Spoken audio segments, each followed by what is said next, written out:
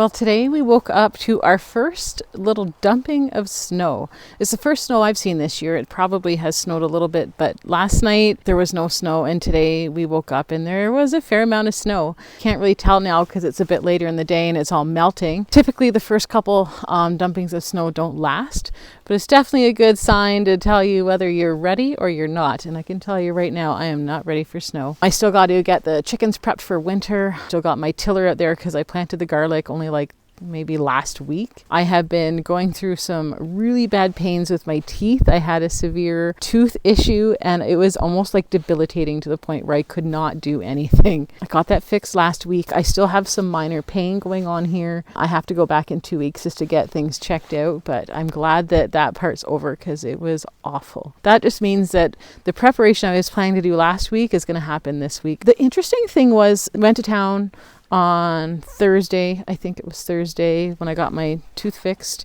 and I think it was like plus 17, and in the night I think it went down to like plus 14, and now like last night I think it was like -3, and I think the high today is supposed to be like 4. It's quite a difference in a matter of like 4 or 5 days. I've still got some stuff to do. I actually took the peppers inside. I had 2 really great pepper plants this year. They were huge. They produced really well. And I took them inside, pruned them back. They're going to be hanging out in the basement. And I'm hoping that in the springtime, they're going to be ready to bloom way faster than starting them from seed. My first year doing that, I'm just going to see how it goes. I also have some thyme in the garden. Most of you know, if you've been watching our channel, I drink thyme tea a lot in the winter, especially during cold and flu season. So I grow a lot of thyme, and usually I can come out and I can pick it. It doesn't grow in the winter, but it just goes dormant. So whatever the growth is there throughout the winter, I can come out and snip it off and make my tea.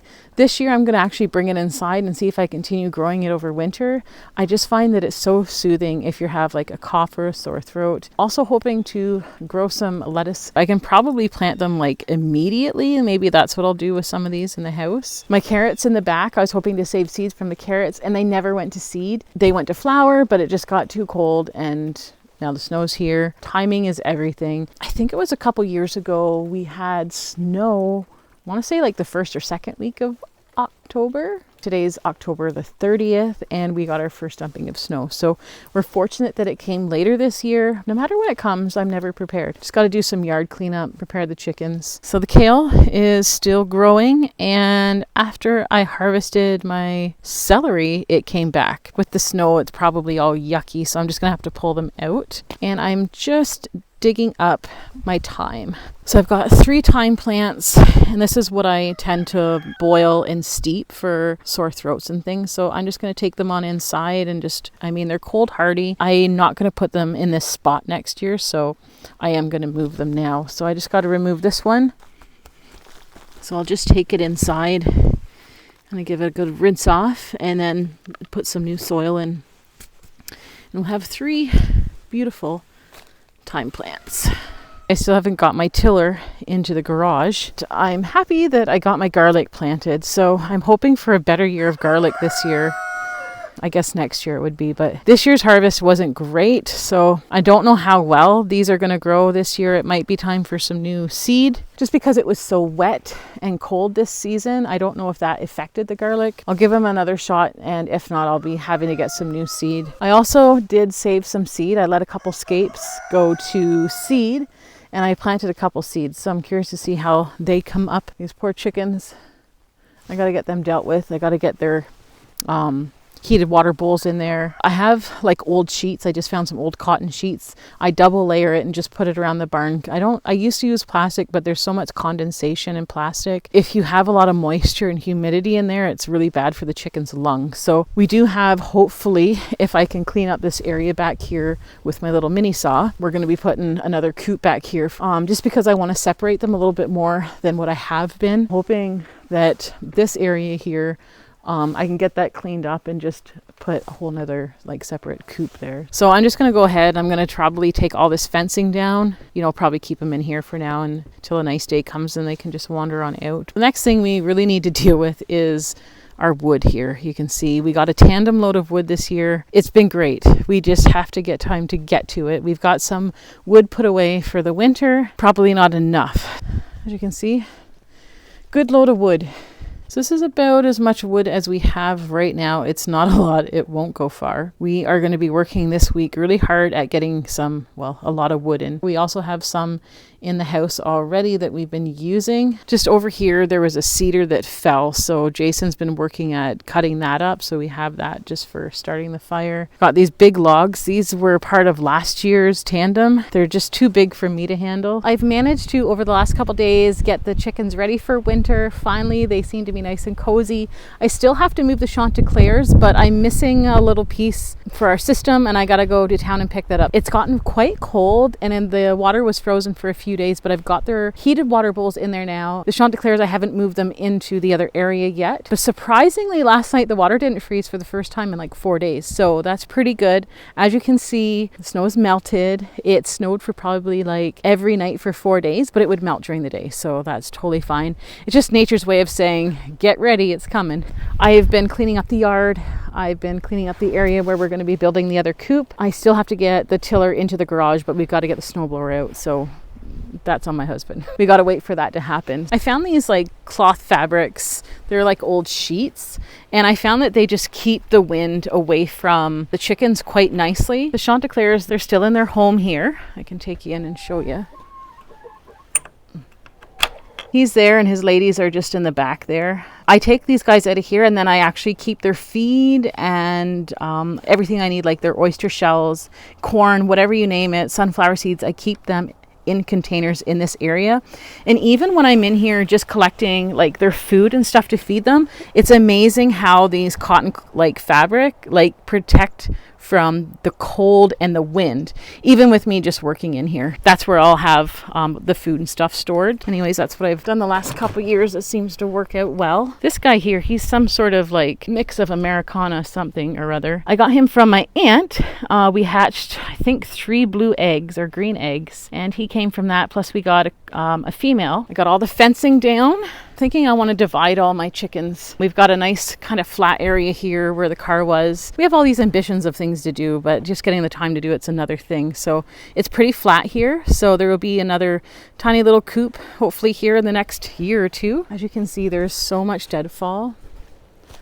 Like, look at it all back there. We've got to go back and get rid of all that deadfall from those storms that came through. And the chickens, they seem to be quite happy. They'd rather be outside, but I mean, these are what you do here in the winter in Canada with your chickens. Oh, so this one here, she's beautiful. So she is the white rooster that I just showed you. This is the hen, I guess some sort of mix of Americana or something. Oh, and look at him. He's so beautiful. He is my blue laced red Wyandotte rooster. So happy we finally got a rooster of him. There's a blue laced red Wyandotte hen. And we have a couple more actually back in there. Yeah, I'd say we are a lot more ready than we were. I spent the majority of the nice time this week outside. Garden's pretty well cleaned up. I did spend some time actually cutting down some old twigs and branches and stumps just because I'm hoping to put the blue laced red Wyandottes coop over here. Again, just another small coop, but separating all the birds, I think. Just giving them their own permanent place, so I'm not moving them around when it comes spring, and then not moving them around in the winter. And then it gives me extra space, like those runs could be specifically used for the young chicks in the spring, so I don't have them in the house as long. So I think everything kind of together is going to make sense once it gets done. I've got this somewhat cleared. I need help just to move this old log out. I'm just going to continue to cut. Just been cutting everything. It's pretty smooth, pretty level. And I just need to keep cutting in and around this tree. Now you might be wondering why I picked this spot. It's kind of random, and then there's the tree, which a hawk could be up there and go down. We'll find a way to protect them. I'm not too concerned about that because no matter what, with the chickens, there's always a risk whether they're over here or under the tree. The reason why I chose this spot is because I've got my currants and my haskaps all right here, and I find that the bush from like over here really grows into everything. So I'm thinking if I can fence in around, all the way around and back and over this way as a nice little kind of run for the blue lace red Wyandottes, it's gonna stop a lot of the growth coming, because surprisingly enough, this here was all like that. So, you know, they pretty much had that devoured in a year, but it's been about 3 years we've had this run now. So this is what I'm hoping is going to happen with this. They're going to keep it quite cut down. And then on the other side, they've got my hascaps here. And then just behind here, you can see that's where my asparagus is. And the weeds tend to grow into the asparagus as well. It's just going to stop a lot of the weeds from accessing there. And then I don't know if you can see it here, the red. That's my blueberry plants. It's just going to stop a lot of that growth growing into my garden space and where my bushes and things are, where all my perennials are, and it gets really hard to handle and maintain. A couple years ago, we actually cut down a lot of trees, and there's still a lot more to go. We cut down a whole lot of trees in here. It all grew up because we haven't done anything with it. We put in like a few plums, apples, and pear trees in there, and they're still there and growing. Some of them died. I don't know if someday perhaps could or would or wanted to have a little goat or something, or, you know, that would be a place where I could put him and just have an access to the barn and fenced in around. I don't know that that will ever happen, but it'd be a really great way to keep all this trimmed down. And the only reason really why I would want to keep that trimmed down is one, because of the fruit trees, but then that raises the issue if I had goats or something, the fruit trees would bother that. Kind of like the idea of sheep, but I don't really like sheep either. It's a hard thing. Alpacas would be really cool, but again, they're quite big, and then it comes with more expense and more bills and vets. And anyway, I don't know that it ever happened, but if I did, that's where it would be. So the reason why I want to keep that down is because that is where a lot of the predators were coming, like the raccoons and the foxes, and even the one coyote that we had was all coming from back here in the bush. So yeah, I'm quite happy with what got done this week, and I'm quite happy that the snow didn't stay. I know you haven't seen much of the chicken videos lately, but maybe in the winter we'll get more to doing that. And I'm hoping that this winter I'm going to spend some more time in the kitchen and go through some different recipes and stuff. I know I've been promising the zucchini burger recipe, and I will be getting that to that. That's going to be coming up at some point. And we're still training Doug with the spot on. So we'll have some updates on that. We just really didn't have the time this year. I started kind of doing my own business, and I went quite busy with that over the summer. So it really kept me busy. Yeah, so some things didn't get done. But we still kept up videos. That was still good. Still good. And the garden did okay. It did good. We got a lot of stuff put away as well for the winter, so I got a lot of stuff canned. Here's to seeing what next year brings. Who knows, right? Anyways, I'd like to say I'm ready for winter. Who is ever really ready for winter? I don't really want it to come, but I even went out and got the shovels out of the garage. They are ready for my first shovel, even though I'm not looking forward to it, but it's part of how it goes here in Canada. You got to be ready. I just got to get this tiller.